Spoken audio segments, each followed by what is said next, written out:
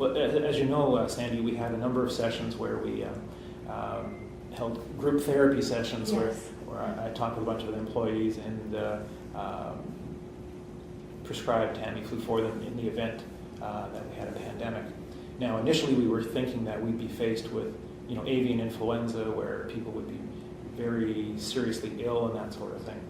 It doesn't look like we're going to be facing that, but it looks like we're going to have an influenza season starting very early, probably earlier than we're going to be able to distribute the vaccine.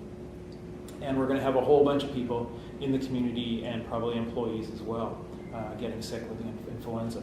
So we've just recently made the decision to actually release the Tamiflu to those employees who have got prescriptions for it. And then the purpose, of course, just to reiterate it, is that the employees are to have the Tamiflu at home in case they should develop an influenza-like illness. If that happens, chances are, because influenza is a significant disease when you get it, and it oftentimes comes on very rapidly. Mm-hmm. So, usually by that time you figure out you've got influenza, you're laying there, you've got high fevers and chills and shakes and muscle aches, and probably the last thing that you want to do after you see your doctor is, spend another hour going to the pharmacy and getting medication. So we want to have the medication available for the people at home, so if they do get sick with an influenza-like illness, they can call their physician, discuss whether or not their symptoms are worthwhile to start taking the Tamiflu, and if that's the case, they've got the Tamiflu at home and they can start right away. And certainly with Tamiflu, the earlier the better that you take it.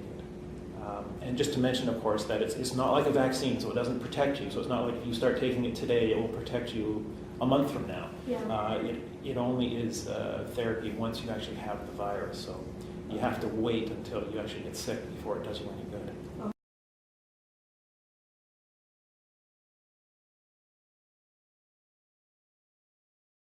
Well, I just hope you have your will written up and, pick out a plot in the local funeral home and that sort of thing, and explain to your family members, why you don't think it's worthwhile that you continue to live.